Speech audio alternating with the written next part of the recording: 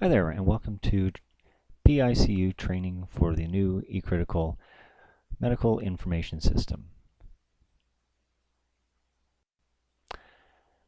Through the course of this brief training video, I'm going to take you through some of the essential functions of the system.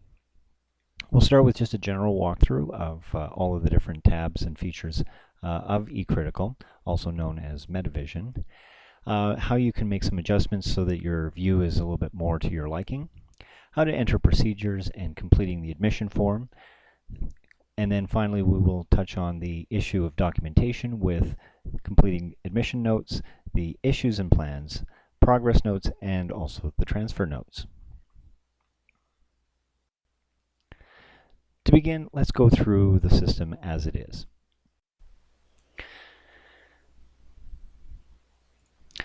Logging into MetaVision or eCritical is really straightforward.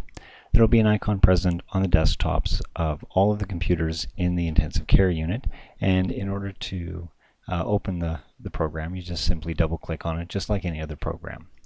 The login for eCritical is the same as the one you use to access any Alberta Health Services computer or also to get access to the PACS system or SCM if you're in Calgary. Once you've typed in your credentials, you will be brought to a main screen, and there will be a layout for the intensive care unit that you're currently in.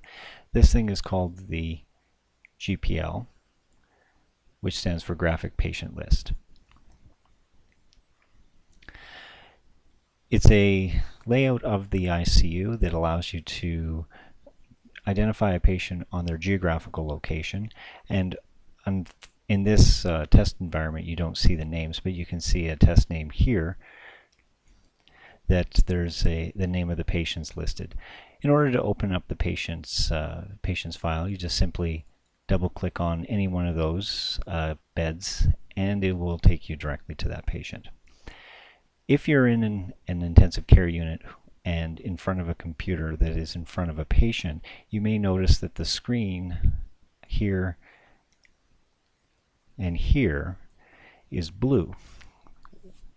What the programmers have done is whenever you're accessing a computer that's directly attached to a patient, it will automatically log you directly into that patient. In that case, if that's the patient that you want to look at, you just simply click the close button on the GPL in order to start using the patient. Once the GPL has been cleared, you'll see that you're left with a screen that in this case is blank because of the fact that this is a test environment and not a real patient, but there's a number of different elements for you to see. Up at the top is a series of drop-down menus, and for the physicians, the only really relevant drop-down menu is the patient drop-down. Within that drop-down menu are two options that you need to know about. The first one is called Select Patient, which allows you to do a search for a patient that may not be in the intensive care unit, either one that's on its way in or one that's being discharged. Or you can change departments, and in the MetaVision world, department refers to the ICU. So if you want to change and go and look at a patient that's in another intensive care unit, either an adult one or eventually in a neonatal intensive care unit, then you have to click on this drop down and then press Select Department, and it will bring up a pop-up menu that will list all of the different ICUs that are available in the system. Below the drop-down menus are a series of buttons that you can use to open up forms and interact with the system and enter data. Below that are a series of tabs that are, as you can see, divided up into different systems so that you can then switch between different areas of the patient to review certain aspects of the patient's chart. Below that are all the time elements. These are the VCR buttons or DVD buttons that move the screen backwards and forwards in time.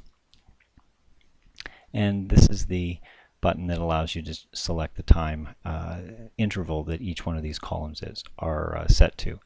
As you can see from this in this current view, the columns are set for 1 hour intervals, and there are 12 for this on each screen. So it allows you to take a quick look at a single shift for a patient. Finally, the other object to notice on this view is this thing that's called a cursor, and whenever you click on the space, on the active space of the MetaVision, it will move the cursor around to those different time areas, and this allows the system to communicate with other forms about the time that you want to add, and is relevant when you're using the procedures form. And it also allows you to see values that may not be visible based on the resolution of the columns that you've chosen. So if you want to see the vital signs for a patient at 10:05, you would move the cursor to the 10 zone, and then you could just advance or decrement it to find the value that you're looking for the time you want.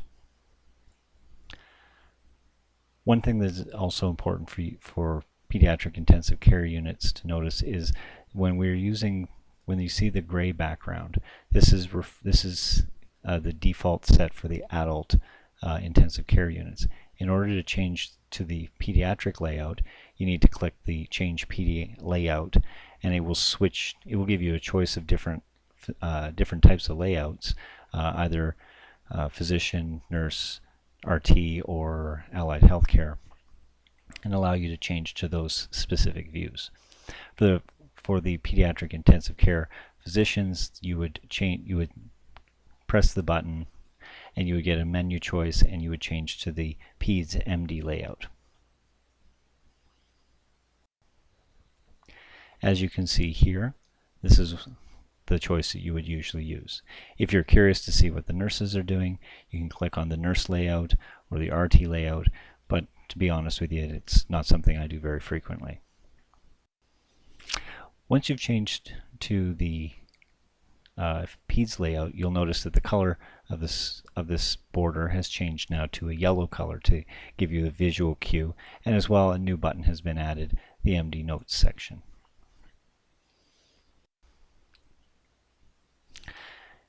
You can see in this view, you can see all of the different drop-down options that you have. If you need to look for a patient, you can use the patient list, or if you want to change to a different ICU, you select the different the select department button.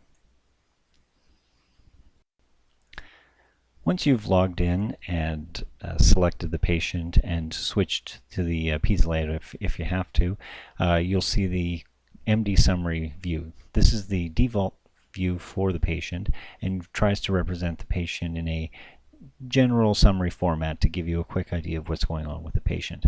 There's lots more detail within the system, and you can easily drill down into that as you need. As you can see, that this screen is divided up into several sections.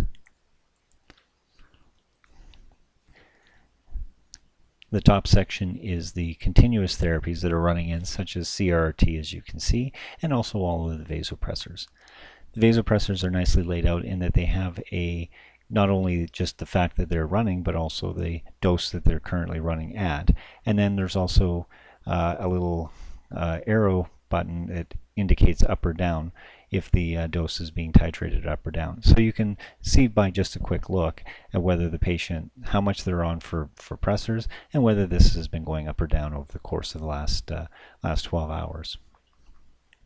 Below this is the fluids and nutrition section, and this is all of the continuous IV fluids that are running in, as well as any bolus IVs such as antibiotics, and also the tube feeds that may be running in.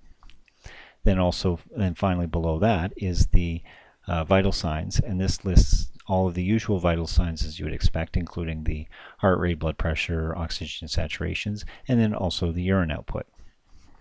This is followed by the neuro section, which lists the GCS of the patient, and then any other severity scores or pain scores that may have been selected by the pediatric group.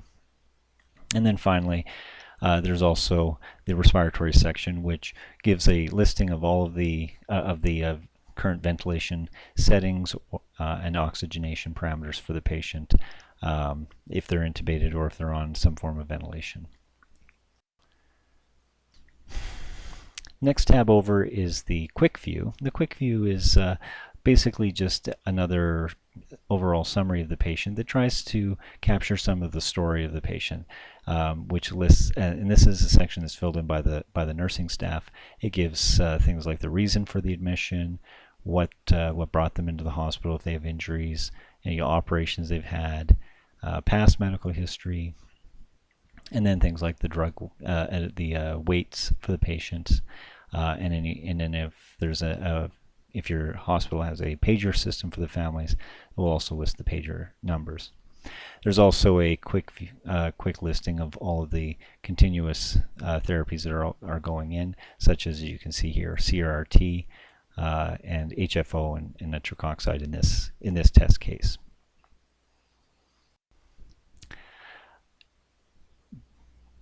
The nice thing about the system is that it's very intuitive, and because clinicians will typically be viewing data in the system and don't have to worry about the nuances of entering data into it, I'm not going to go through all of the individual tabs and show you how to put stuff into there, because there isn't really anything for you to put in there. The nice thing about MetaVision is it allows you're free to explore the system, and once you get a sense of the basics that I present to you today, really the best way to approach this is to simply sit down with it for half an hour and just explore the system and see what it can do. It's fairly straightforward to learn once you have some of the fundamentals down. This tab is the Cardiovascular Tab, and this is a little bit more detailed view of the patient's vital signs. But more than just listing the current vital signs, it also tries to help you answer one of the more fundamental questions that intensivists have to answer is this patient in shock? And it does this by approaching the question with several different parameters. At first, there's a listing of all of the continuous infusions, like the vasopressors. There's also the temperature of the patient and the vital signs. There's also, in the bottom section, there's also some of the ventilator parameters. But then there's also other hematological values, such as the mixed venous and the lactate, and also the hemoglobin, all listed on the same screen to give you a better sense of the overall sense of whether this patient's in shock or not. And then finally, there's also a urine output to give you the more complete view of the patient. The Cardiovascular Tab displays all of its values in a numerical format, and for some people that's not the way that they like to view data. Some people are much more graphically driven. As you can see along the top of the tabs, there's a number of different tabs that seem to be duplicates but have the word graphs afterwards. These are graphical displays of the same data that's on the previous one. So, for example, in this case, the Cardiovascular Graph is a duplicate of the Cardiovascular Tab, but displayed in a graphical format. As is always, there's a listing of all of the vasopressors up atop, and then a graphic layout of all of the patient's vital signs and all of the values listed on this side.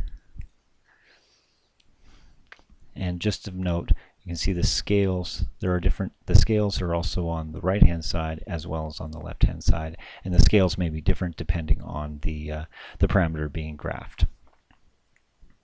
The other thing to notice in this is because if you were to divide the graph into hourlies, the spread would be so tight that the graphs would be effectively unreadable. So in order to get around this, the designers have divided up changed the time interval for the columns from 1 hour intervals to 20-minute intervals. So you can see it's 4 o'clock, 4:20, 4:40, 5 o'clock, 5:20, to make this a little bit easier to view. You can then scroll back and forth using these arrows on the sides and also adjust the time elements. This is the next tab after the Cardiovascular Graph tab, and this is a listing of all of the CV surgery devices, such as the IABPs, HeartMates, Impellas, and then an additional CV graph. These objects here are buttons that you can press to give you a little bit more detail. So in this particular view, I've already pressed on the Impella button, and it'll then display all of the Impella parameters that are present in the patient that's running, and give you all of those values here for you to view. Now, obviously, if the patient isn't on one of these devices, then the screen will be blank because there's no values to show. And this is one of the features of MetaVision that you need to be aware of. If there's a parameter listed here that doesn't have a value in that particular row, then that row and that label are not displayed. So in this case, this patient does not have a Impella implanted, doesn't have any Impella values coming in, and so for this time interval, there's absolutely no values here, and you can't even see anything going on in here. In a few moments, I'll take you through how you can display the empty rows so that you can get a sense of what values are available to be displayed on any particular tab. The next tab over is the Respiratory tab, and this gives you a bit more detail about the respiratory or the ventilation of the patient. So you'll list anything that's respiratory, specific to respiratory, that's running continuously, as in this case nitric oxide and an oscillator are running. But for reasons that are not quite entirely clear, the patient doesn't seem to be on any form of invasive ventilation. And this again is just because of the nature of the test environment that we're currently working in. You can see that the sections are broken into invasive ventilation, non-invasive ventilation, not vented patients, and this will display how much oxygen they're on, and then also their oximetry values and also their blood gases as they're coming into the system. I'm going to skip over a couple of the tabs because the tabs themselves are not particularly helpful, and I'm going to take you to the Neuro tab. The tab here, it lists a bit more, it gives you a little bit more detail about what the patient's neurological status is. So again, just like with the CV tab, in this case the continuous infusions will be things like continuous infusions of sedation, as well as inotropes to give you a sense of what the patient's on in order to maintain a cerebral perfusion pressure, for example. It also lists a number of different neuro values, such as the ICP, the delirium score, train of 4, and the RASS score.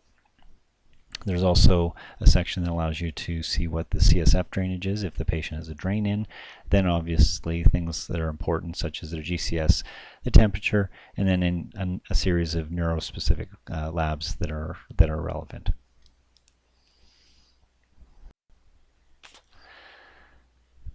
The next two tabs are the most data-intense tabs, and so I'm warning you up front that when you click on these tabs, you need to be patient. It takes approximately 8 to 9 seconds for these tabs to completely load. So when you first click on them, don't be frustrated if you don't see anything immediately. The system is just going through and calculating every single value in every single tab and doing all of the math so it can display to you in one format. The first of these two tabs is the Intake and Output tab. This is shows you what's going into the patient and what's coming out of the patient, and it's divided up into the two sections. This is the section where all of the intakes are going in, and this is the section where everything that's coming out.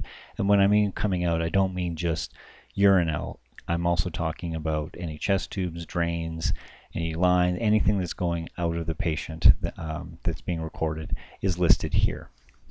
Then below this is a series of hourly totals and the daily totals and cumulatives so that you can see how things are going over the course of time.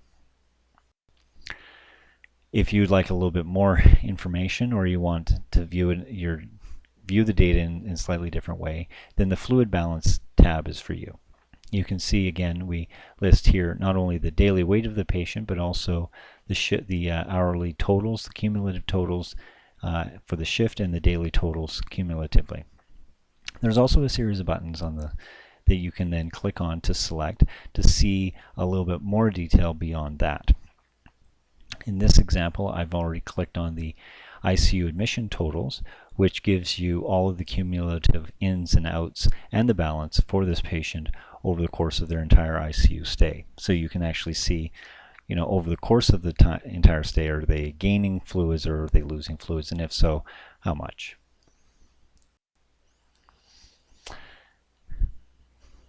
The next tab is the procedures list. Now, this is the list of all of the procedures that have been entered into the system.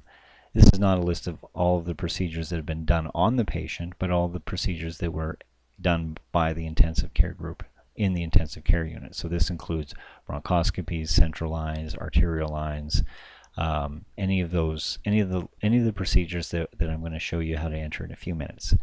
This section is particularly helpful because often you're asking yourself the question, that line has been in for how long and who put it in? And so in this system you can see how long a specific line has been in place. It'll even show you who put it in as listed by the user. And then if you double click on the individual procedure, it'll actually show you the form that was filled in for that procedure to let you know if that person thought there were any problems with the procedure itself. If you need to see a bit more about all of the things that are going in and out of the patient in terms of lines and tubes and drains, then the lines, tubes, and drains section is the one for you.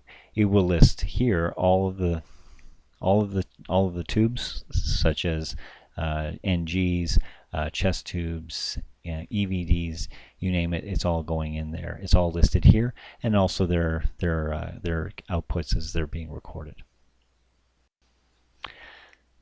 So that's a basic walkthrough of the system. The next step I want to show you is how to adjust some of your views so that you can improve your resolution and improve the usability of the system for yourself.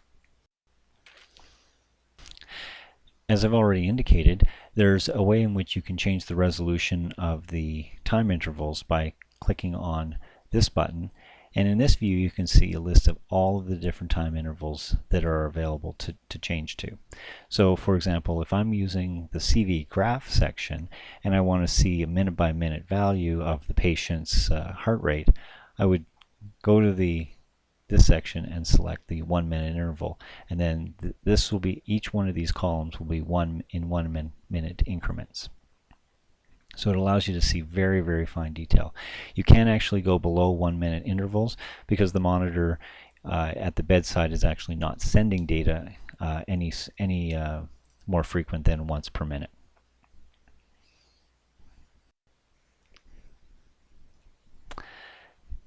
Next, there are two ways you can adjust your view on the right-hand side by pressing this button here, for example. You'll bring up a menu that allows you to do two things that you may find useful. The first is show empty rows. This allows you to actually see what's in these columns here that's not visible because there's no values within that row. So this row is empty, and so there's nothing being displayed here for the label. It makes it kind of hard to actually see what data could be available, and in this test environment it obviously limits the ability to show you what the system looks like and what it can do. But by clicking on show empty rows, you will actually get a listing of everything that's available for you to see. So you can get a sense when you're looking at a patient and you're not quite sure if the data is actually supposed to be there. You can click on show empty rows and it'll let you know whether there is actually a row dedicated to that specific parameter. The other button that is quite useful is the remove this view button. Now, for some people, they really just simply do not care about what the patient's lactate and hemoglobin was. They'll go look for it somewhere else, and they may find that the rest of the view is kind of cluttered as a result of that. Well, by removing the view, you can remove a specific view from the screen so that it makes room for all of the other parameters, and so things can be a little less crowded for you. This is also especially useful on the graph sections because the graphs can kind of, for example, with the cardiovascular graphs, there's a number of graphs there on one screen and it's a little hard to read. By removing excess graphs that you're not looking at anyways, it actually helps you get a better view of the one you're more interested in. You can always go back and reset everything by simply hitting the refresh button up here, and it will just reset everything back to the default view. So you don't have to worry about making any permanent changes to the system, and you certainly can't damage the system by playing with it like that. You can also adjust the height of individual sections by grabbing onto, there's a little white line here you may be able to see just above each of these gray borders. And by grabbing that gray or that white line, you can move the sections up and down. It's a little hard to see it, unfortunately. The color layout wasn't very well done in this respect. But you can, if you try and you squint a little bit, you can often grab it and adjust the height of your view. And again, once you're done with it, if you want to reset everything, just simply hit the Next, everybody who is performing a procedure in the intensive care unit that is not dictating a operative note, so anything that involves the CV surgeons will obviously do a operative note that they dictate, will have to enter the procedure into the system. So this includes all of the lines, any intubation, bronchoscopies, and such. Entering a procedure is very straightforward. You simply click the procedures button up here at the top, and it will bring up a list of all of the different procedures that are available to be entered. Select the procedure that you want to enter, and just click on it, and it will open for you. For this example, I'm going to show you how to enter in a central line insertion procedure, and the first step is to select the correct date and time. You can either set it to the current time by clicking this button and then selecting current time from the drop-down menu, and it will set this date and time to the current time. If you want to select a specific time, you can either choose to press this button here, or select this menu item here, and then a pop-up will come up which will actually allow you to manually enter the time.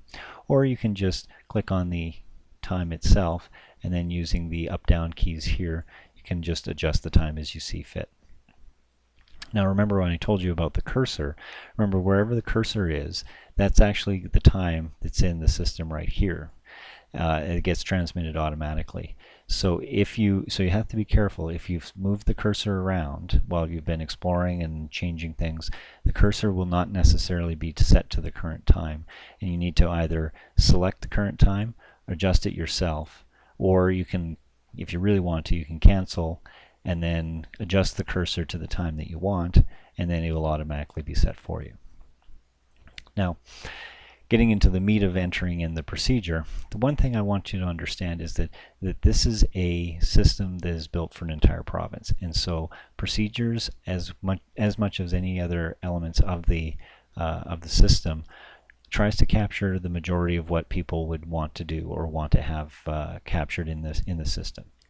This does not necessarily mean that you should change your practice, and in fact, the intention of the system is that your practice should not be changed by the presence of the system.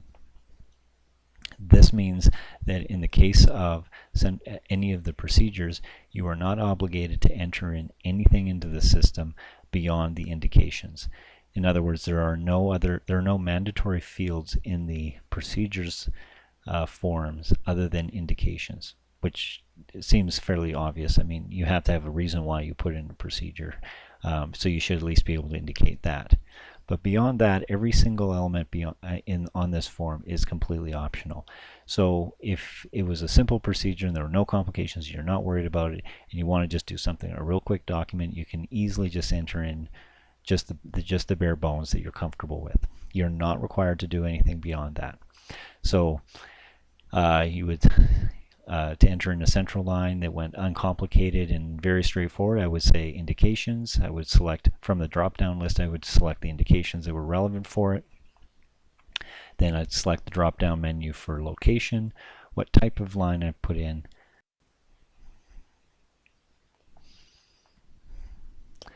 then the number of attempts, and then finally there were no problems, and then I would hit save and close, and that would be all there was to it. It's easy peasy. If you want to give more information, you're always more welcome, such as if you have other indications you want to give, you can fill in there.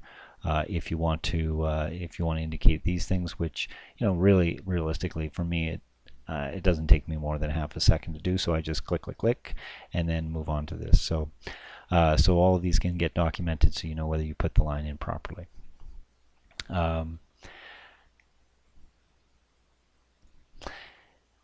If you are being supervised, then you need to fill in the type of supervision and the person who is responsible for supervising you. If you are an attending or a fellow and you're not being supervised, you do not have to fill in this section, so do not worry about this. I never have to fill this in. I'm an attending physician, so I never fill this in. When you've finished entering in everything to your satisfaction, as I said before, you save and close, and away you go. If you change your mind and you don't want to enter, you want to stop this and go back, or if you need to check something, then you can just simply hit the cancel button. It'll delete everything and the form will disappear. Now, for those of you who are attending physicians in pediatric ICUs, there is an admission form that you're going to need to fill in. This form is primarily geared towards completing the necessary severity scores that your group has agreed are important to capture from the system. The primary severity scores that are captured in this are the PIM2, PIM3, PRISM 2 and 3, and PLODS scores. There's also the ANSAC pediatric diagnostic list, which is included to allow people who are interested in searching for specific diagnoses retrospectively in chart reviews to allow them to find those patients. This is a form that has to be completed only by the attendings. This cannot be delegated to a resident or nurse practitioner. This is the same, and this holds true for every single intensive care unit in the province. All of us attendings have to do these forms, and we do them ourselves. And honest to God, it'll take you like less than a minute once you get into the swing of things. And the results of this are oh so important, so accuracy is also a key. Okay, so in order to open up the pediatric form, or the admission form rather, you simply click the admission button right there. This will bring up this form here. As you can see, the form is relatively simple to fill in. It's simply a list, it's divided up into 2 tabs, and there's just a series of questions and drop-down menus.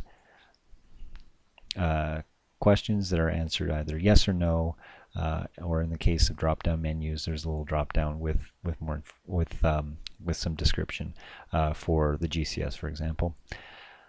I'm not going to walk you through all the individual elements of the form. They should be self-explanatory, and if you have any questions about it, by all means give me a shout, and I can help clarify it for you. But what you will notice as well is that each one of these labels is underlined. Now, when you see something that's underlined in MetaVision, it means that it's acting like a hyperlink. And then usually it has further information behind it that can give you more information. So in the case of the baseline pediatric cerebral performance category, if you click on that hyperlink, it will bring up a list of all of the different categories as well as the descriptors that are attached to that, so that it helps you, it serves as a reminder for you for what each one of these means.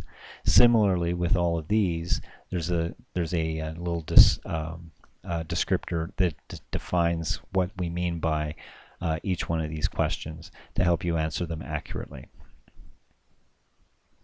After you've selected all of the elements on this form, the next step is to move on to the PIM and the diagnostic section. Now, the PRISM and the PLODS questions are on this side because they don't necessarily rely on a specific diagnosis. But the PIMS 2 and 3 does rely on a diagnosis, and so it only made sense to lump that in with the NSEC diagnostic list. So by clicking on the PIMS and Diagnostics tab, it'll bring up a series of steps that you have to go through in order to select all of the correct diagnoses.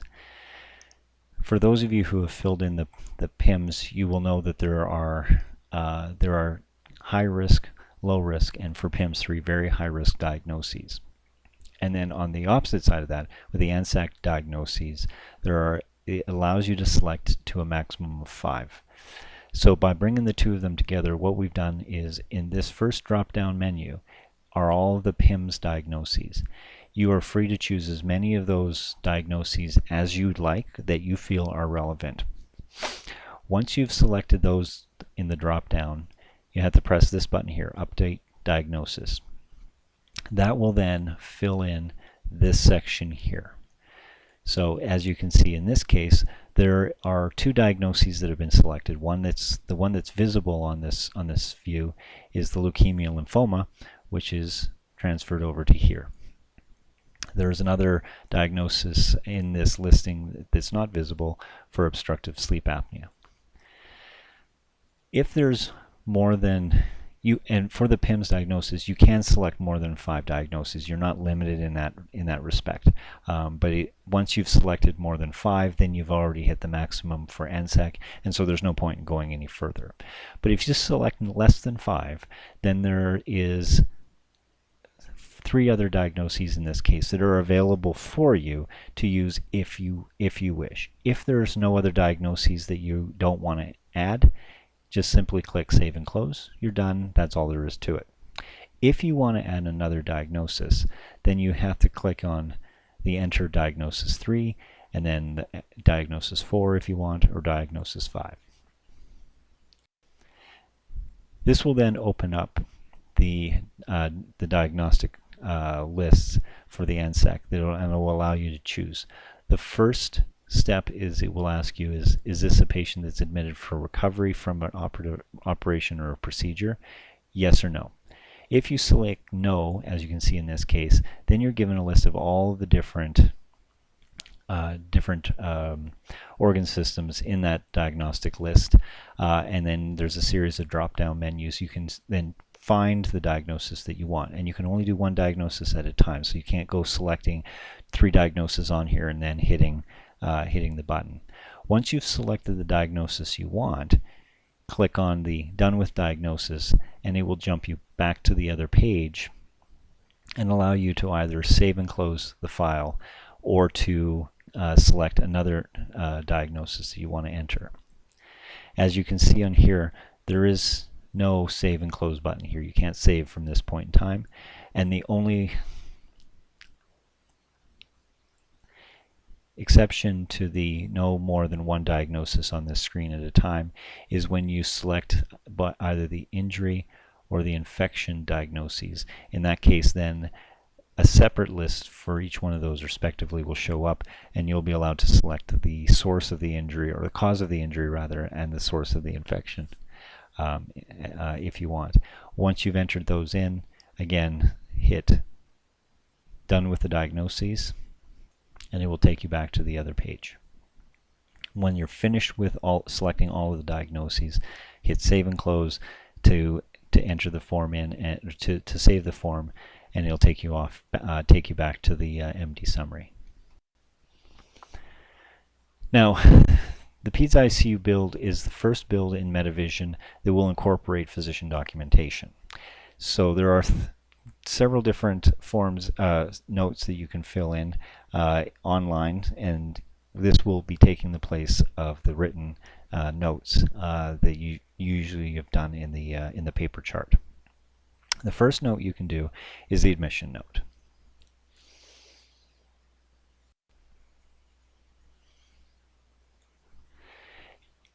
In order to find the different notes, you need to select the MD Notes button.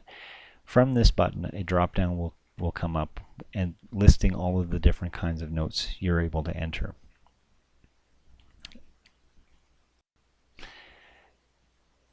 When you select admission note, this form will appear, and it will allow you to enter in the admission note as you like. As is with the procedures notes, these are completely optional fields. You don't have to fill in everything if you don't want to. It's not meant to change your practice. This is, as you can see, fairly straightforward. It's simply a series of text boxes which allow you to free enter whatever information you would like.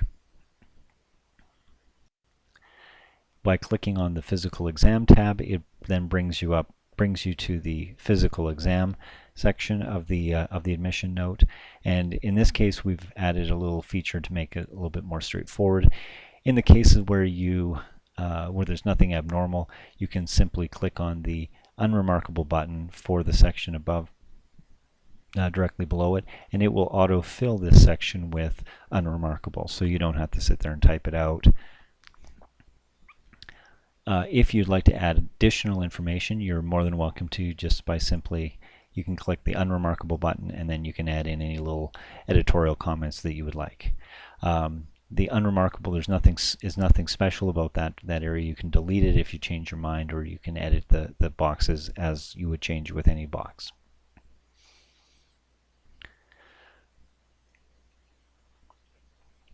When you're done with the form, if you like what you've written and you have nothing else to add, you can hit the Save and Close button, and it will save it. Or you can hit the Save button if you want to continue on and you want to enter in more information, such as the issues and problem list.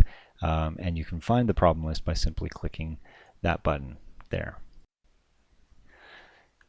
This Issues and Plans form cuts across all of the different notes that you can enter, because the issues and the problem list is a central aspect of the patient's care. So there's one single Issues and Plans form that is accessible from any of the other admission other form. Once you've selected the Issues and Plans, either from from any one of the note sections or from the Physician Notes button on the button bar up here, the Issues and Plans form will open up. As you can see, the Issues and Plans are built around the concept of the SOAP note, with assessment, this being primarily the Assessment and Plan section. There are 3 tabs that divide up all of the available issues and plans. The maximum available in Medivision is 36 issues and plans. So hopefully your patient won't have that many problems. And it's divided up into these tabs simply to make it much more readable. The first column are all of the issues, followed by the plans that are associated with those issues, and then also a column for issues resolved. And once you come to a conclusion that this problem no longer is a problem, you can simply click on the button there, and it will enter the date that the issue was resolved, and then just like up here, it will gray out these boxes so that you don't have anything else to add. You can always select the issue and unresolve it if necessary.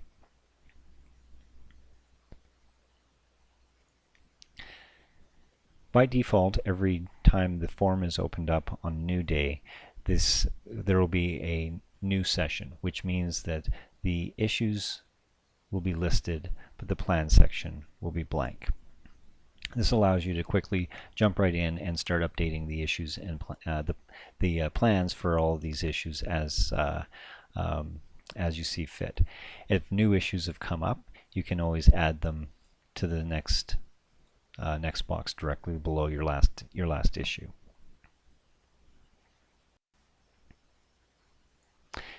If you want to see what other people have written about a specific issue, you can always go back in time and review what they have entered by selecting the button on here, which will give you a drop down of all of the times that the issues and plans form has been changed. And as you can see here, somebody wrote a note on the 20th, the 23rd, the 24th, and then the and then later on the same day.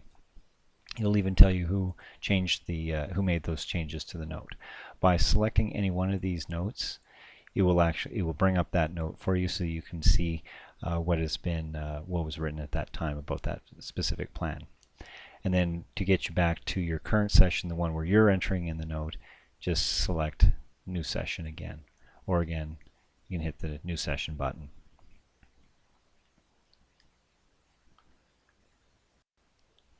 Finally, I'm going to just quickly touch on the progress and transfer notes. These are fairly intuitive and shouldn't cause too much concern. First is the progress note. Progress note is, again, daily progress note. As patients come in, you need to keep up to date with what's going on with them. First is the progress is a free text area where you can discuss their course over the last 24 hours. Here's your physical exam section with those handy-dandy little unremarkable buttons. And then finally, the issue and plans button, which you can then jump to the issues and plans section to update. Again, remember, before you leave the form, you should always save your form so that any changes you made are kept for the record, so you don't have to re-enter them. In a similar vein, the discharge transfer note is there's a final diagnosis if the patient's had surgery, their course in the ICU, where you can give the story of the patient through their ICU stay, and then also your current physical examination. And then again, the issues and plans button is right there to jump you back to the issues and plans section to allow you to complete that issues and plans that are relevant for the patient. And that's all there is to it for now. There is a lot of information out there on the web for you. If you need additional training, I've created a ton of videos much like this, and they're available online. You can either go directly to our website at www.critical.med.ualberta.ca, and then there's the eCritical training icon that's in the lower right hand corner. Or alternatively, if you want to go straight to YouTube, where all these videos are hosted, you can then search YouTube for eCritical and my name, and it should be able to bring you up a list of all of the different videos I've created for this. If you have any other questions or you have any issues, concerns, please don't hesitate to drop me a line anytime. Thanks for listening, and don't be afraid of the system. It's actually quite intuitive. Explore, use it, and you'll come to love it much as we all have.